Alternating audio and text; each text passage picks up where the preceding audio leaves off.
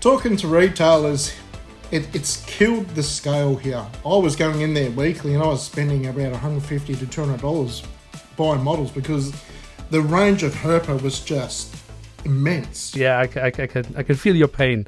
But before we go into your solutions to that issue, we do seem to have perhaps a little bit of fresh air, perhaps a new solution for us on the horizon with Aether Model. And as you said, you look at what other people are doing, you pick up ideas and you experiment with paint and modeling stuff. Hello and welcome to a new episode of the Bongocast, the community talk, where we are going global today. Because when we look at our hobby, it tends to be very Eurocentric, with good reason, because most of the collectors, both in the offline as well as in the online community, are from Europe. So it's just natural that when we are discussing topics, it's mostly with a European perspective.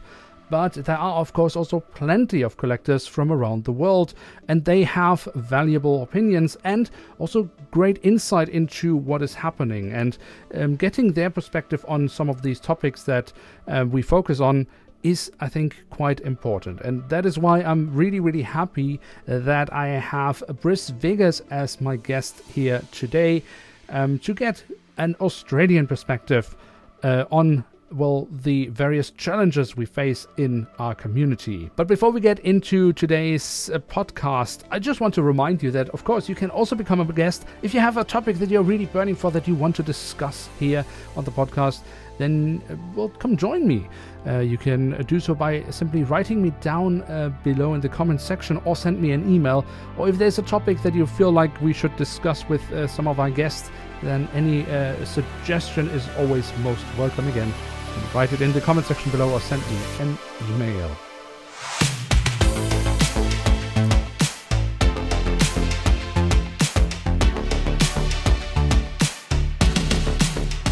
Alright, so the Bongocast is truly going global this time. I think this is the furthest away my guest on this podcast has ever been.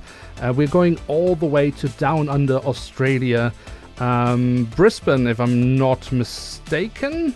Jason, where are you right now? I'm in sunny Caloundra on the Sunshine Coast. I can see a board behind you. I think that's one of your airports or of Flynn? That's part of Brice Vegas. I'm actually in the garage at the moment. So all my boards are in here. And Flynn's got his set up on the dining room table at the moment because he's got a new board and a new terminal set up. So I'm cracking on for him to get that going. So we'll see some posts from him later of all that new stuff from his account. Very, very good. So we have a bunch of really creative Australian creators. I will leave a link to both Jason and Flynn in the description below, so do check them out.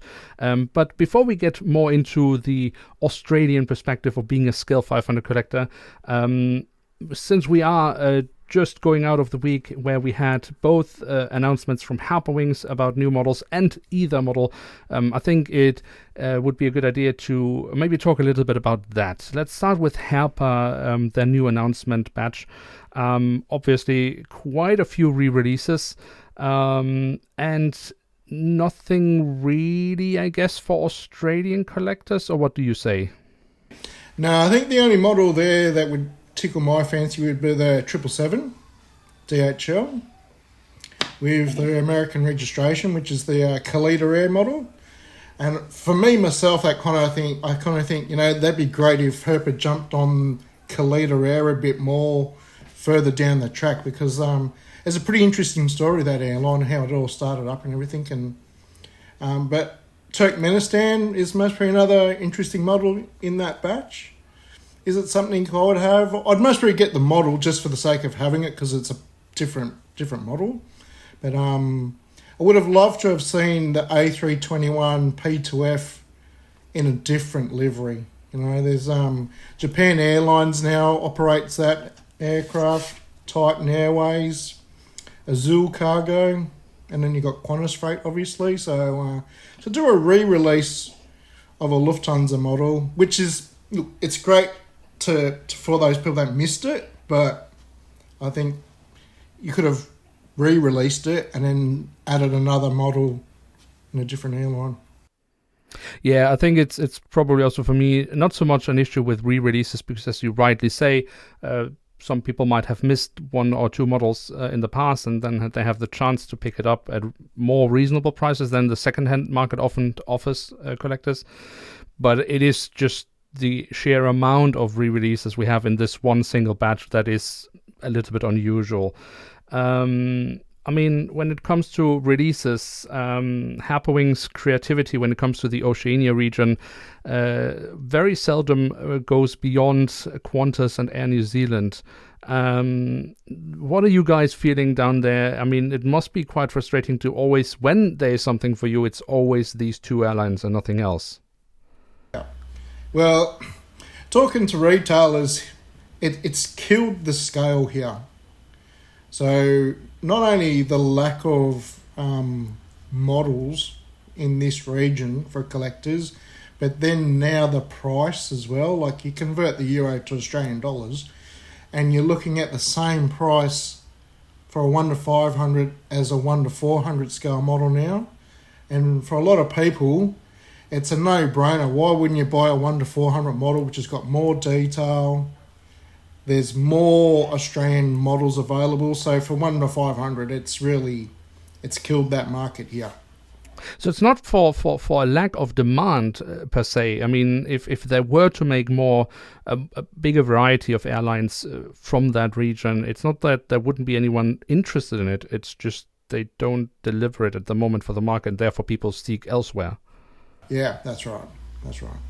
You know, when if you would have gone 20 years ago into one of Australia's biggest hobby shops, Hobbyco in Sydney, and I was going in there weekly and I was spending about $150 to $200 buying models because the range of Herpa was just immense, you know, and the releases were coming through, models were coming through. There was a great variety of models. So for me as a collector, and a lot of my collection was obviously European based, but it was fantastic. It was good times. You know, and it'd be great to, with today's technology and social media now, you know, these companies can be pushing so much more product into the market to cater for those markets. I've also always thought about, like, I get the thing that, for example, if you're a European company and you make these models and you think, oh, if I do, I think it's called Alliance Air. I think you have an airline in Australia. I think they fly with Embraer, if I'm not mistaken. And I can see from a European perspective that they say, oh, if I now make a production of, let's say, 1,000 or 2,000 Alliance Air Embraers, how many of those can I sell in Europe? Probably not that many. But if you made that production range of 1 to 2,000 models of an Alliance Air Embraer 190, and then changed how you distribute the model, so you maybe have only 100 units sold through your European retailer network, but then have 500 in Oceania and 200 in Asia, and then the rest across the world or something like that. Yeah. I mean, surely that would then still be a model that actually sells. It's just a question of where you place it in your distribution network, I would think. Yeah, well, even if they did a short run of 350 models. And just interestingly, earlier this year, Herpa released the Qantas Link E190 in 1 to 200 scale. Now, that particular aircraft is owned by Alliance. So they actually must have some form of contact with Alliance. Yeah, well, Qantas owns 20% of Alliance. And interestingly, Alliance is the biggest global user of the Fokker 70 and 100 aircraft still. So they use them here on the East Coast and on the West Coast for a lot of FIFO operation. And then they've purchased the E190, which will eventually take over from the Fokker. So the Alliance operates all those three aircraft in their own colour. And then they also have 30 painted up in the Qantas Link livery of the E190. So it's frustrating that they do the model in 1 to 200, but not 1 to 500. It's like, Yeah, I can feel your pain. But before we go into your solutions to that issue, we do seem to have perhaps a little bit of fresh air, perhaps a new solution for us on the horizon with Aether Model. They have, of course, already announced the first batch and just recently now the second batch. We're still waiting to actually see finished models, although that I think will happen fairly soon. But what is your reaction to Aether Model and what they are offering so far? I think it's fantastic. And the first batch of models, it's only 3 models, but it's 3 models that will sell. And then this second batch, I'll buy all 5 models. So there goes my Herpa budget straight away. That Yam Dreaming, for me, is just the highlight. It's been a dream model. I've asked a couple of guys in the decor world to do it, and I got a message this morning from Malefiska. Oh, wow, did you see that model? That Yam Dreaming, I can stop doing the decor for it. So it was fantastic. So I'm excited. I'm really excited. And I can't wait to see what else they've got lined up. And I think for you European guys, A330 Finnair, the A330 Brussels in that new livery, Japan Airlines and the ANA 787, like things that we've been screaming out for Herpa to do, and it's just fallen on deaf ears. So I take my hat off to them. If they keep listening to the community, I think it's a long road, prosperous road ahead. Yeah, and I think they have managed to get a good mix so far. I mean, obviously you can never cover everything. That's impossible. And also they are also, just starting off. So obviously the batches are still fairly small. The first one only 3 models. The second now 5 models. And we are also still talking fairly small quantities. So I think it is the Eva Air Corina that has 500 units, but all other models are only produced in 350 units. But as you rightly say, I think it is a mix that works fairly well. I mean, you told me just before we started the recording that, for example, the Finnair even would work for an Australian collector at the moment because they apparently fly around there with a few aircraft leased for Qantas. And you say you would buy all 5 of these new models, which is quite. It's good. It's good because obviously the only way forward for us, we've been calling for competition a long time in the community, but the only way we can get that is, of course, then if we also support those who then actually join the market. Of course, always provided that they also deliver on what they are promising. And again, I cannot understate, we have not seen a model yet, a physical model, but so far things sound really good. And yeah, Jam Dreaming, of course, an incredible livery in real life. I'm very, very curious to see how it will look on the model because it is a really complicated livery to pull off. So I'm really impressed that they're starting off with that in their second batch already to start off with. I mean, you can do many special liveries, but I think this is probably one of the most complicated. Yeah, it's a pretty complex. And interestingly, they sent me a message to talk about that model. And it's a model. When I look at my 1-400 model, no 2 side is the same because the left side print is different to the right side print. The top is different to the bottom. The color transition from the front to the back, and then to do that in 1-400 is a big thing, but to do it in 1-500 is pretty phenomenal. And what they've done is looking good, and I can understand why the price would be a little bit more expensive, which for me, I'm like, I don't care, just give me the model already, so I'm looking forward to it being on Bris Vegas and being a real head turner. The spotters will be thrilled to see a fantastic Qantas plane, and interestingly, there's been no Qantas 787 in 1-500 now for almost 7 years. So the standard Qantas 787 has been almost 7 years since it was released into the market. Has it been that long? Yeah. I'm pretty sure it's been 7 years, mate. Oh, wow. I didn't realize. Yeah, I don't doubt you. I just didn't think that it has been that long. That's actually quite incredible. I mean, we had, I think, the Quanta. Didn't they have like a 100-year livery or something like that? That was released. That was released, but just a standard livery. Sure. Yeah. We see Lufthansa models when they change a registration. We always see them released, or an Air France or a KLM. But we talk about Oceania models. We look at Air New Zealand. A321 Neos. Give them to us. The black ones are fantastic. Give us a standard livery. Mm. Basic simple things. And same like the all black 787 and the standard livery 787. It's been some time since we've seen one of those. The frustration here is real. And the custom model list grows longer and longer every day. Yeah, I just wanted to ask you, I mean, since you say the frustration grows bigger and bigger because you are underserved. And I mean, you also have, I mean, obviously getting a lot of Asian carriers in, which also would be models that could work for European collectors, which we then don't get. I mean, now luckily we, for example, I mean, the Japan Airlines 7879, that's the first time this airline with this aircraft type is featured in Scale 500 ever, which is quite incredible. But you mentioned your custom list is getting longer and longer. So how do you reduce your frustrations that you don't get what you want for your airport projects?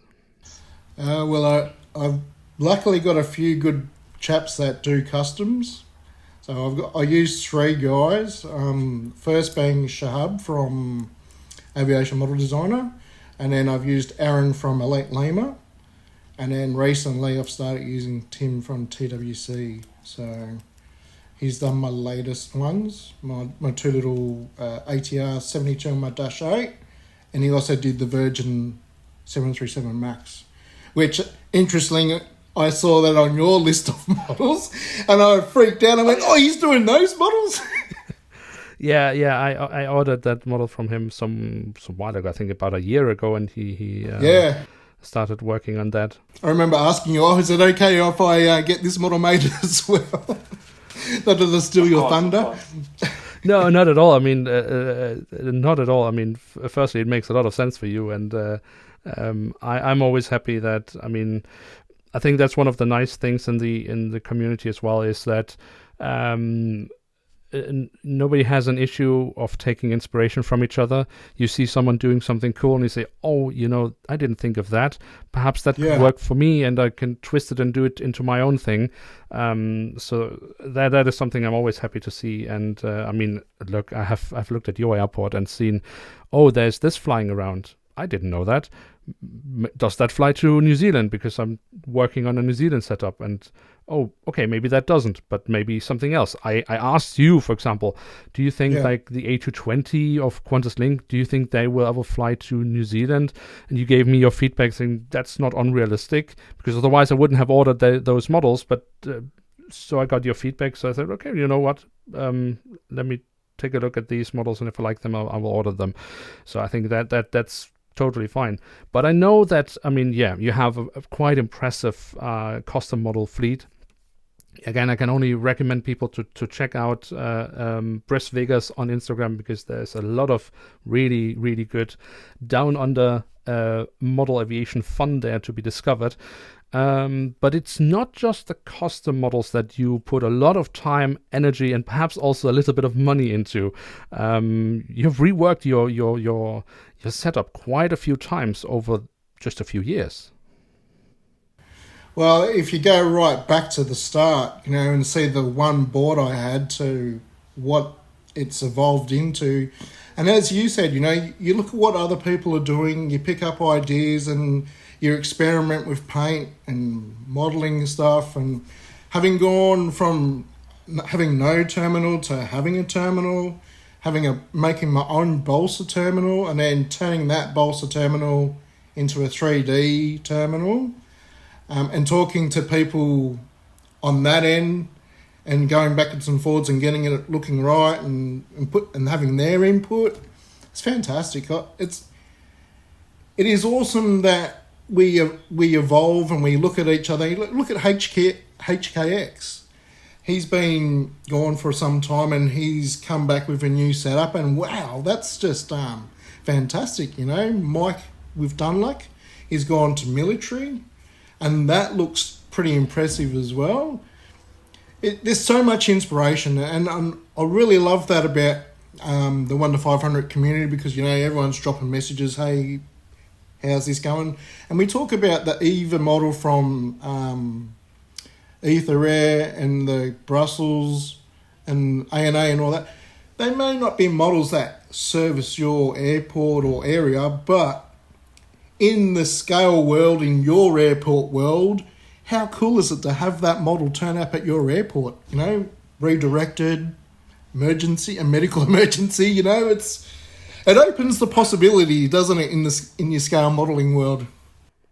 Absolutely. Yeah, no, I mean, hey, why shouldn't a Brussels Airlines A330 flying to Brussels not divert to Sydney or Melbourne or Las Vegas, for that matter? I mean, why not? And you're absolutely right. I mean, this is the great thing about this hobby, is that, of course, many try to aspire to as realistic as possible a setup, but we do have the freedom and creativity, and, you know, can make our own decisions. Say, you know what? Maybe it's just a special charter, and it comes by my airport. It happens in real life, so why not on my airport setup? I love that approach. For example, now I've seen you put a lot of effort now also into your land side on your setup.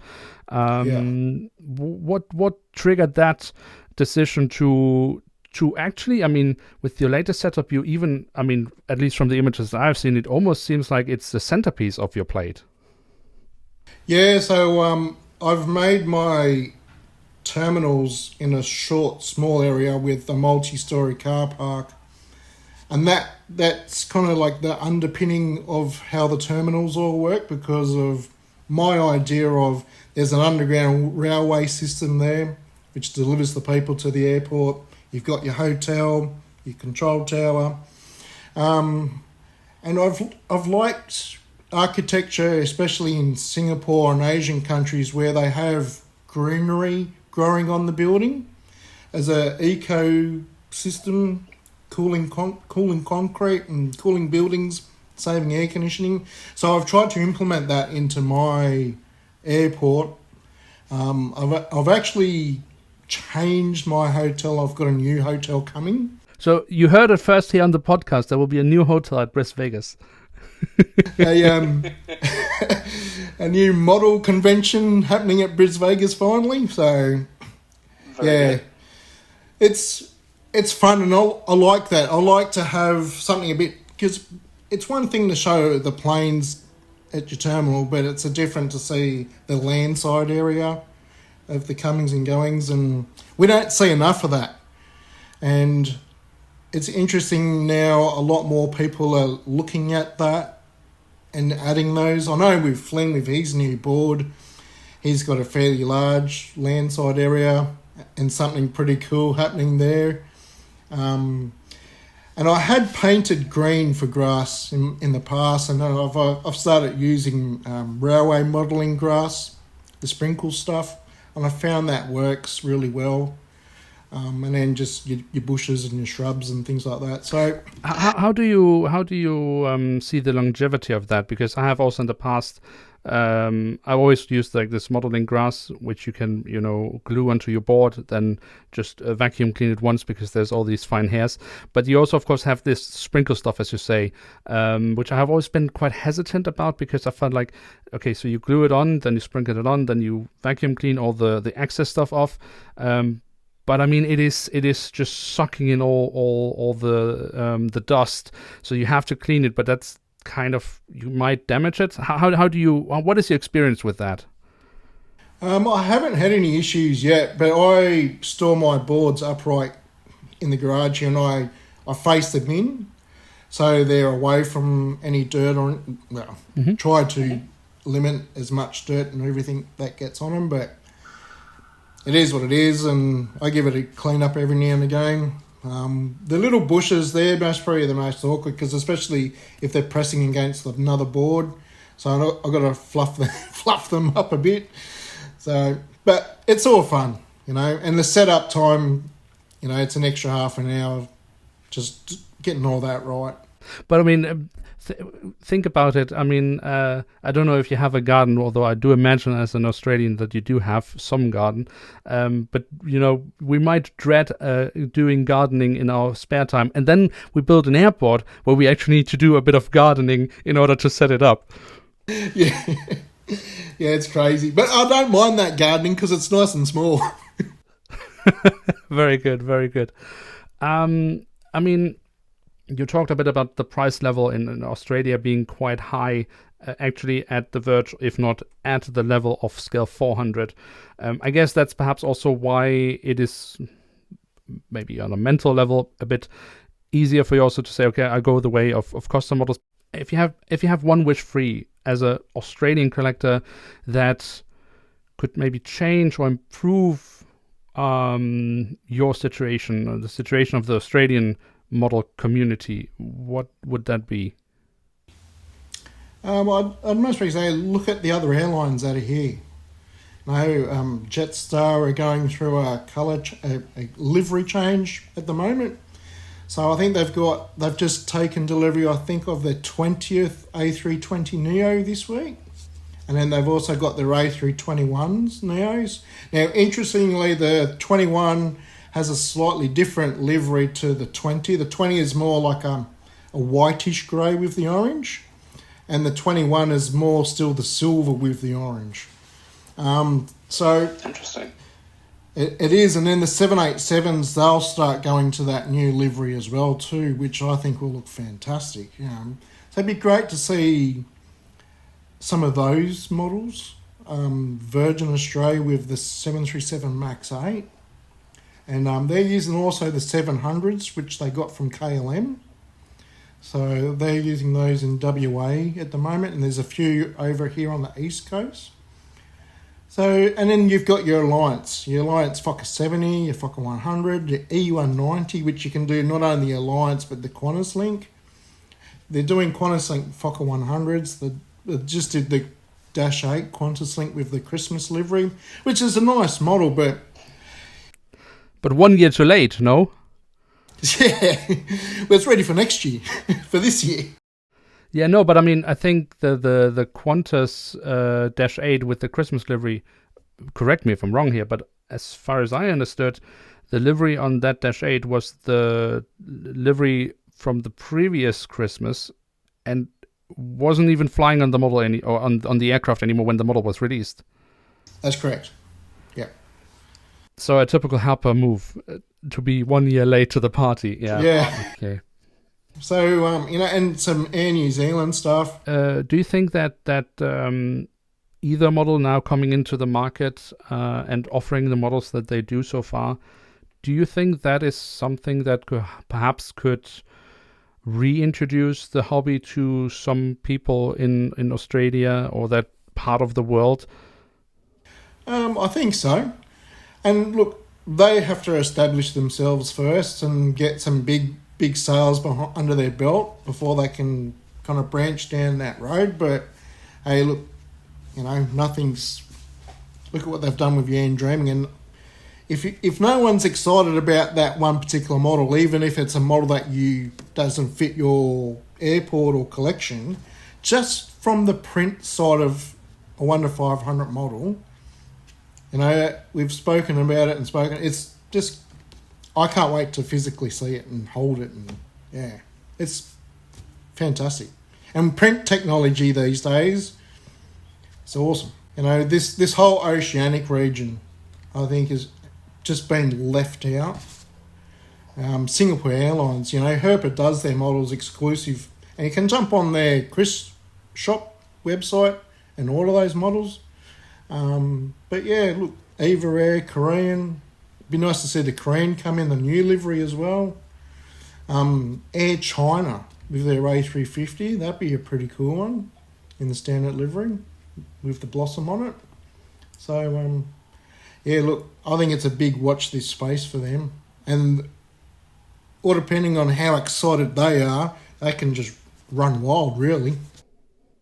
So still a market with potential, people still wanting to be in the hobby, but just still critically underserved. And I'm sure that's be the case in Europe as well. Like, you know, I've seen on forums and chats, you know, people leaving 1 to 500. You'd see it in your live streams, the amount of people commenting, oh, you know, 1 to 500 have left because of this. And you look at eBay now, and once upon a time there was a heap of models there that you could get cheap. Now people are gouging the price on them. So people are either holding on to their collection in the hope something happens, or they're going to 1 to 400. Now, for me, I like 1 to 500 because I've built my collection there. I've invested in it, and it doesn't take up much space. Having 4 kids in a small house, I've had to be moved to the garage now.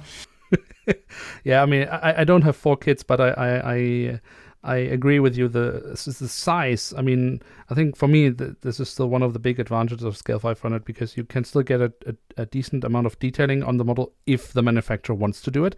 But you have a more reasonable size. You can make, in my opinion, better setups or easier setups in the scale, because it just doesn't take up so much space. And even though I know I have this comment many times, but I mean, the difference between 500 400 cannot be that much, but it is actually Yeah. I mean, even just the boxes that you store the models in, it takes so much more space with Scale 400 than it does with 500. But yeah, Jason, very, very cool to hear Australian perspective, because I know we like to complain here in Europe about Scale 500, but if there's any region that still is in any good shape, then it is probably Europe. I mean, we are still getting much of the things we want, not everything, but many of the things. Yeah, it is good to hear someone from the outside who has just different challenges, sometimes the same, but in a different way still. Yes. And also hearing your thoughts on the latest Herpa models and Aether model coming into the market, and the excitement that is also felt down under. Jason, thank you so much for taking the time. I would love to have you on again another time, and perhaps we can even get Sign Flynn on one day. He'd be pretty up for that, I think. Very good. Jason, have a lovely evening. I guess it's by now, or at least getting close to it. Here in Europe, it is morning, but we managed to find a time zone that works for both of us, which I'm very happy about. Thank you so much, and take care. Thanks, Christoph. Thank you. All right, what a great guy to have on, Jason, or Brice Vegas. Again, check him out, and also his good mate and son, actually, Flynn, who also has a really cool Australian setup.